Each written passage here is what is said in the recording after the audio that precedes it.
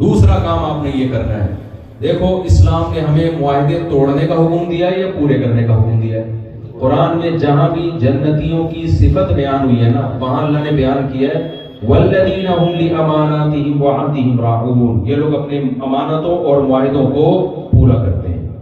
آپ جب جاپان میں آئے ہو تو آپ نے بھی یہاں رہنے میں کچھ پیپر پہ سائن کیے ہوں گے، کچھ اس حکومت سے ایگریمنٹ بولو کیا.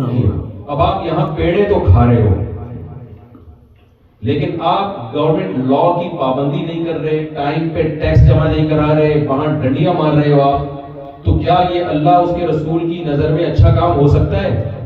دنیا کی حکومت سے آپ بچ سکتے ہو، اللہ کی پکڑ سے آپ نہیں کر سکتے. دیکھو اسلام میں جب کوئی شخص کسی کو قتل کر دے گا تو قصاصاً قاتل کو قتل کیا جاتا ہے. آپ کیا سمجھتے ہو اس سے قاتل کا گناہ معاف ہو جاتا ہے؟ نہیں ہوتا معاف، کیونکہ جو اس نے جرم کیا ہے نا اس کی سزا تو بھی ملی نہیں ہے. ابھی تو صرف جس کو مارا ہے اس کے رشتہ داروں کے دل میں جو انتقام کی آگ تھی نا وہ ٹھنڈا کرنے کے لیے اللہ نے کہا ہے. مقتول کا تو ابھی بدلہ ہوا ہی نہیں ہے، اس کو کیا ملا؟ بھائی آپ نے اگر قاتل سے دیت لے لی تو مقتول کے وارثوں میں بانٹ دی نا آپ نے. مقتول کو کوئی مقتول کیا زندہ ہو جائے گا اس سے؟ بولو نا کیا ہو گیا؟ نہیں. مقتول کی تو اصل سزا قاتل کو قیامت میں ملے گی، وہ اصل سزا ہے، وہ ہے آگ جس میں اللہ کا غضب بھی ہوگا، اس میں اللہ جلائے گا قاتل کو.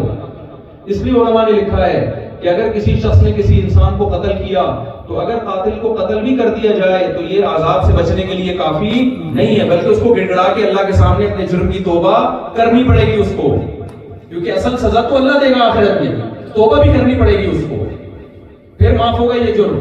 ابھی اللہ کا جو حکم توڑا ہے وہ اس کی سزا تھوڑی ملی ہے، تو مخلوق کا جو نقصان ہو اس کی تلافی ہوئی ہے ابھی.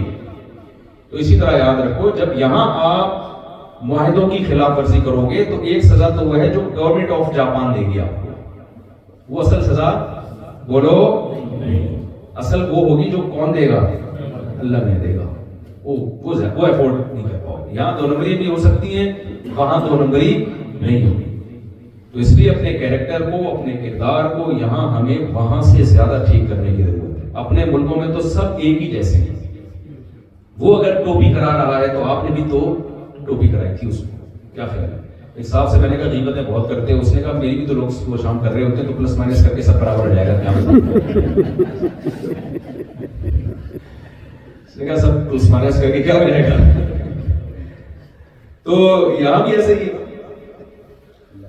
یہاں تو ایسا نہیں ہے میرا خیال ہے. یہاں تو لوگ قانون کو فالو کرتے ہیں، ٹریفک کے قوانین ہیں اور ہر چیز کو فالو کر رہے ہیں. تو اگر یہاں آپ اپنا امیج خراب کرو گے تو آخرت میں بھی سزا ملے گی. اور بھائی یہ لوگ اسلام سے دور ہو جائیں گے، یہ بولیں گے ان کے بس نماز روزہ ہی ہے، انسانیت ان لوگوں میں نہیں ہے. تو یہاں ہمیں ان سے اچھا انسان بن کے دکھانا ہے. اللہ تعالیٰ سے دعا ہے جو کچھ کہا سنا اللہ سمجھنے کی اور عمل کی توفیق عطا فرمائے. الحمدللہ رب العالمین.